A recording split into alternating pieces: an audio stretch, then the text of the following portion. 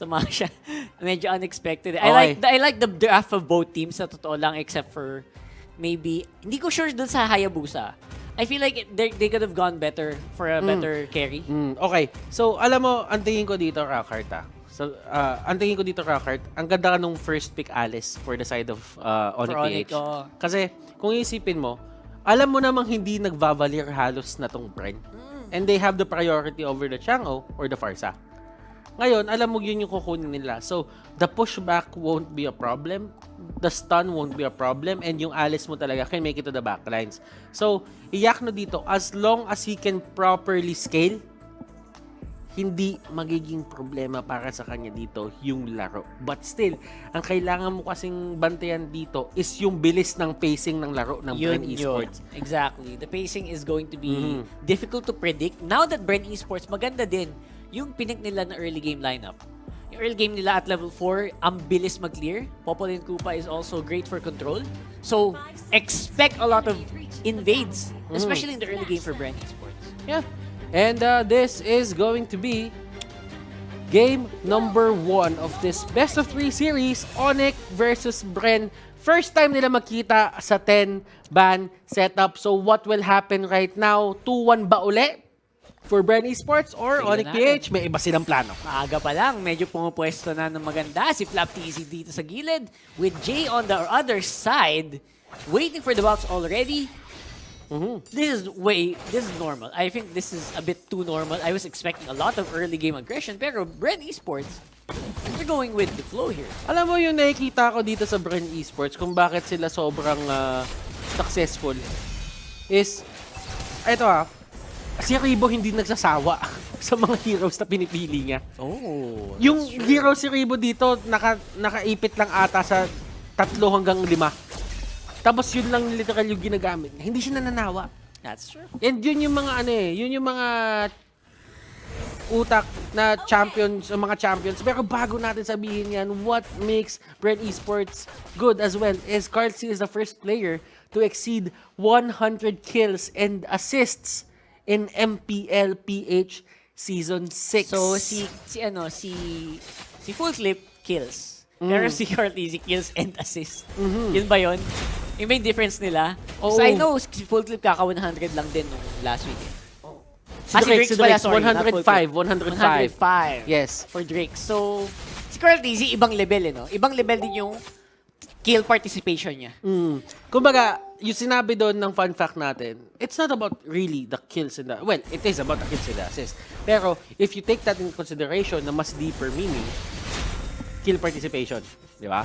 So, eto BREN Esports dito, they actually go for the invade. Alam mo yon, it helps It helps Raptor Machete stacks yan. Alam natin Ayan yan. na, ito na yun. Nag-level 4 na sila at nagsimula na ang BREN na rumagasa. Ayan. Rumagasa. I got it. Okay. Rumagasa na ang Nakuha BREN, mo. mga Tolski. Nakuha mo na. Pero ito the brush is there.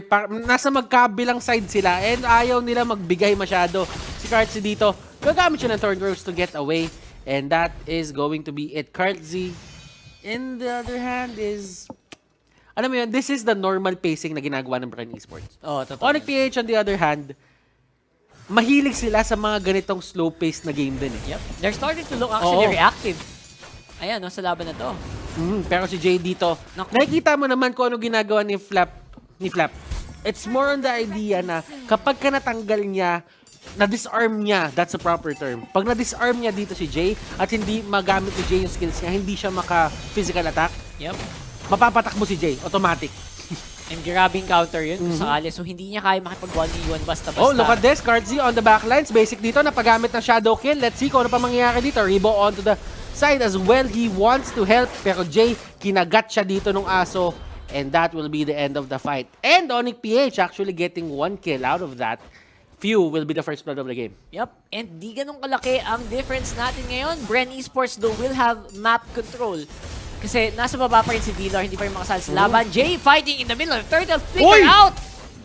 And he actually flickers in dun sa may trap. Not that it matters, pero still, this is going to be very important. Nakuha ni Venus dito yung turtle buff, and look at this. Tutumba si Carl Z, but still, are there more kills onto the side of Onic PH? That is the question. Flapsy dito, kumakalmot-kalmot, Dilar dito, paikot-ikot, and Jay will get the kill on Flap. Rebo dito, he wants more. He wants to make this even. Pero Rebo dito will go down as well. Dilar tutumba din.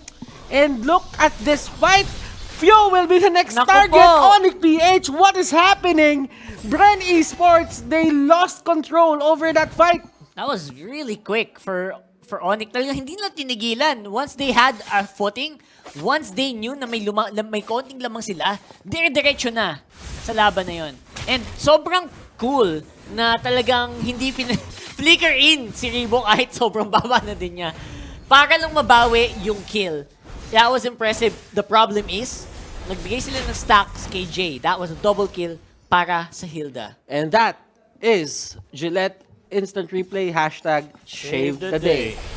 Ang ganda ng ginawa dito ng Onic PH. They had understanding na nasa kanila pa rin si Hilda. And once Flap is down, automatic si Jay magpop off siya. Meron siyang ways to actually turn around the fight. So, ibig sabihin sila basic dito, ganito lang yung gagawin nila. They actually push the middle lane, which is actually the hardest lane to push kasi laging yan yung binibigyan ng, alam mo yun? Attention. Ng attention. Kasi kapag nakuha nila yan, there are multiple entrances dun sa sarili-sarili lang jungle. It's true. That's all they want actually. Now sila naman ang nabutasan dito sa gitna. And that is very good for Onic PH. Now Flap TZ trying to hunt down Iakno, disarmed, pero yung skills niya ang tumatama, hindi yung normal attacks. Kaya makakataka siya ng maayos while the bottom lane gets taken care of naman. Onic PH, they are in the lead in economy. Okay, so napakaganda ng palitan nila ng skills doon. Once na nakita ni Flap na gumamit ng flowing blood dito si Iakno at alam niya yung flowing blood na yun ay nawala na, tatalunan niya bigla dito si Alice. Pero ang ginawa ni Iakno agad, gumamit na rin ng ultimate para kahit papano pumantay yung piece mong laban doon. Pero sabi ni Flap dito, sige tutulong na ako. Nakuha ni Basic yung turtle buff dito. But look at this, he goes in, he goes out. Carlsi dito in a very bad spot. Iakno dito with that ultimate. Tignan natin kung matitake down yung si Carlsi dito. And that is going to be really bad for the side of BREN Esports. They are losing control of this game. BREN, Flap, nandito na sa taas. He knows that he needs to make space for his team. Nagmumukha ng gigil ang Onic PH. Gigil na matanggal yung first game curse na tinatawag sa team nila simula nung huling linggo. And they are looking like they're on the way. Pero hindi pa rin tapos kasi BREN Esports, they have heroes na kayang-kayang mag-scale ng malakas. Itong Lancelot at itong Masha, kailangan pa rin bantayan ng Onic yan kasi yung gold lead niya nasa 2,000 lamang. Dilar as well is really ballin' with his Balmond. Yep. At dito sa may baba, ito yung nakikita mo kay Iakno na sobrang confident niya ngayon. Just because he has 2 kills. Bakit nga ba nag-make sense yan? 2 kill lang naman yan. That only means that he has free reign over his lanes. So nandito si Dilar, pumasok siya sa lahat and he forces 3 people back for the side of BREN Esports. Now BREN, they can still come back from this. I think so. And ang problem is, Onic, sobrang laki na ng lamang ni Basic over everyone else. Level 11 right now. And he's just taking targets one by one. Pag nag-level 12 yan, mas masakit na yung shadow kill. Pero lalaban na sila before mangyari yun.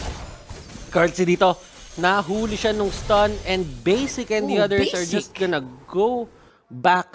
Pwepwesta nila yung sarili nila dito para sa turtle. 19 seconds still that turtle and they will get the little wanderer. And clearly, map control is on the side of Onic PH. Oo. And then Basic, he's not playing shadow kill right now. Ang ginagawa lang niya is just only spamming those shurikens. And while I was saying that, Flap TZ taken down, na slam dunk na ni Dilar. And the question is, Rockhart, do gods really bleed? That is the question right now because BREN Esports, they are actually trying to get back into this game. Tanggal ng Carlsi turtle! dito, they take out Basic, pero can he make it out? He doesn't have the cooldowns. Hindi nag-proc yung refresh ng kanyang dash. Yep, ganti-ganti lang, kumbaga, ang nangyari dito para sa BREN Esports. And each and every time nakuha ng Onic yung turtle, napapatay agad ng BREN yung mga targets na merong turtle. First Venus, now basic as well. Hindi man lang nila nagagamit. Kontrapelo lang sila dito, no? Parang si Team A malakas kay Team B, pero si Team B medyo nagkakaroon ng problema kapag kakalaban niya si Team A naman. Diba? Mga ganun. That's true. So, Mapansin mo nga yun eh. there is this thing about MPL Season 6 na parang there is no clear winner. Kasi during the last seasons, parang laging merong clear na malakas. Ngayon, lahat sila, ano mo yun, nagkukuha ng wins from each other. Yep. I think mangyayari pa rin yun hanggang mamaya. So expect nyo na paulit-ulit na may mga kakaibang pangyayari dito. And this is MPL, man. That's the beauty of MPL as well. Na wala talagang walang unbeatable. Walang unbeatable. Lalo ngayon, nagmumukhang, hindi pa tapos Oh. pero looks like Onic-PH, gustong-gusto nilang tapusin. Well, they do know that they cannot let Flap have a good time din. Kasi Flap, yung hero na gamit niya dito, can just 1v1 everyone dito sa side ng Onic-PH a bit later. Pero, for BREN naman dito, they have good wave clear. So, hindi rin makapag-push dito yung Onic basta-basta. They have the lead, pero kasi yung wave clear talaga eh. Meteor Shower. You have the Thorned Rose. Ang daming ways eh. Yep, there are actually a lot of ways there are for the actually a wave lot of clear. ways. And even the Masha can really split push really hard. Mamaya, expect nyo sobrang bilis ng attack speed nitong Masha ni Flap. And yun yung inaabangan ko. That's why I'm not calling this game yet in favor of Onic. Ako naniniwala din ako, BREN Esports, they have been in this position nung kalaban nila si Signal Ultra. And they showed us na kahit maliit na mistake lang from the other team, they can make it worthwhile. Na, alam mo yon, from there, magbi-build up sila ng onting confidence and get the lead back. Kumbaga, ganun yung pinaka-idea dito for the side of BREN Esports. But I-comeback ang comeback. for Onic, paano nga ba nila pangahawakan yung lamang nila? That is the question. Kasi it's all about them making mistakes at this point eh. Yep. A few weeks ago, we saw a game na 10,000 goal lead na baliktad lang Oo, ng isang diba? bagsak. So, I'm not sure if that's gonna happen here as well. Pero if there's a team that can definitely do that, BREN Esports na siguro ang isa sa mga tingin mo naman kayang-kayang gumawa na. Queen's Wings for Dilar. That is really just sabihin na lang natin way to control kung ano man yung ginagawang damage output dito nila Ribbon, nila Few. Because as we all know, itong mga heroes na to hindi talaga magpapatigil to sa pambubulin or going to the front lines. And as we all know, si Chang'o din, as long as meron nagtatank up ng damage na yan, nag-soak up ng damage na yan from the Meteor Shower, kaya mo isalba yung minions mo eh. For sure. Kayang-kaya. I think there's no doubt about that. Considering the amount of wave clear they have is just... Yung cooldown din ng skills eh. Sobrang baba din eh. So, looking at the gold right now, kung papansinin mo, hindi gaano ang nagkakalayo eh. Onic-PH, clearly, they do have a certain bit of map control against BREN Esports. An advantage, if you will. Yep. 7-11 ang score natin dito. Pero yung gold lead, hindi mo nalalayo. Hindi napapansin. Yep.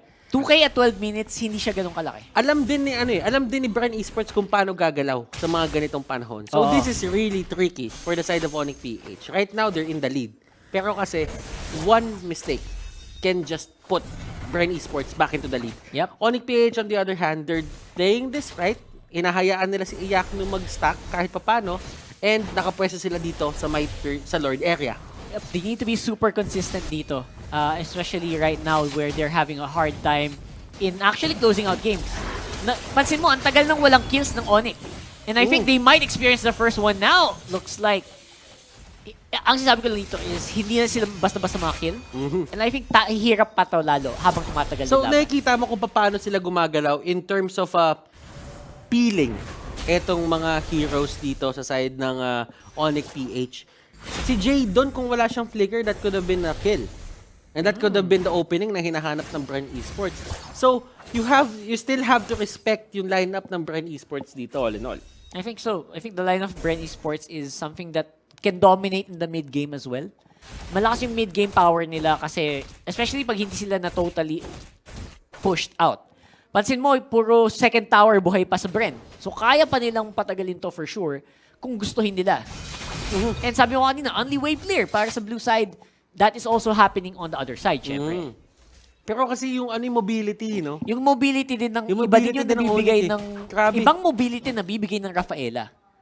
Problema sa late game, hindi din siya ganun kasolid. Kasi di lang dito kumuha na ng blade armor. Pang sure na. Ayaw niya makalmot eh. Pagka ayaw mo makalmot, blade armor. Oo, kasi masakit yun. Oo, Oo, kalmutin mo yung may eto lang Fennec. as long as hindi nawa 1v1 ni Flap dito yung mga heroes sa side ng They're fine. Onic PH, Yeah. okay lang sila. Pagka nag 1v1 na yung setup, that's going to be a problem. Pero dun sa may taas, they're actually trying to get few. Pero with the flicker, it's there. Dalawang flicker yung nasayang nila dito for the side of BREN Esports. And that is good on their cause to ending this game. Carlsi dito still has the dash. And si Iyakno dito, sobrang aggressive. Ay, masakit din si Iyakno right now, ha? Pero Surpressed is there. This could be a bad spot for the side of BREN Esports. And look at this, Meteor Shower. They're trying to make this their own. And wow, walang masyadong nagbibigay ng space dito. And kung ano man yung kalamangan kanina, you don't feel it kasi nagno-normalize ulit yung mapa natin. Yep. Mga pantay-pantay na, that gold lead doesn't feel as solid as it was earlier. Kanina siguro malaki yan, mga 6 minutes, mga 5 minutes. But right now, at 14 and a half, almost 15 minutes, it looks like an even matchup. And both teams are waiting for the other team to make a mistake, especially around this objective, which will be happening right now. Inuunti-unti na basic yung Lord. I think he's trying to bait BREN to go into position. Clearly, these two teams Holy really Crystal. want to win. Hindi sila gumagawa ng kahit anong trivial na move sa may mapa. They're being very disciplined. Ayaw nilang gumawa ng isang big play dito na mag 50-50 sila pareho. Although this is the time para kay BREN Esports na i-contest etong Lord take na to. They cannot afford to give this up. Ito, BREN Esports are looking at this and sabi nila, kaya ba natin take now to? Basic, nahampas, nahambalos, and will be forcing the Lord to go back and Okay, Iyakno dito. That is actually a very good play. Pero Basic on the backlines. Nahuli siya ni Flap dito. Alice will get that Popol and Kupalasti.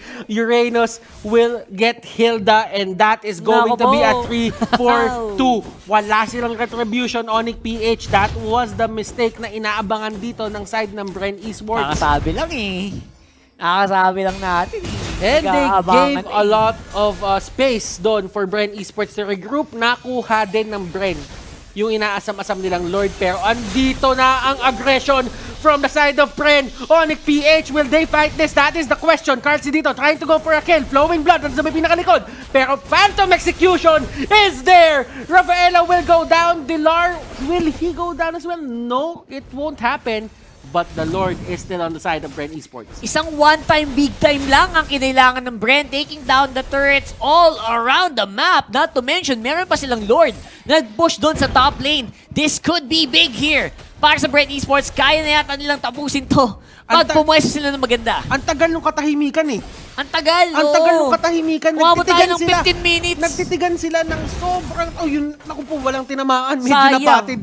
Yun lang. Pero still, it's gonna be a fight here under the base of Onic PH. Nasayang yung charge ng Lord. Nasayang yung charge ng Lord, but no matter, andito sa base. Oh, hindi pala doon sa may base na tama, doon sa may middle lane. Basic dito, trying to deal as much damage as possible. Pero Flap! Kinalmot ang base. And BREN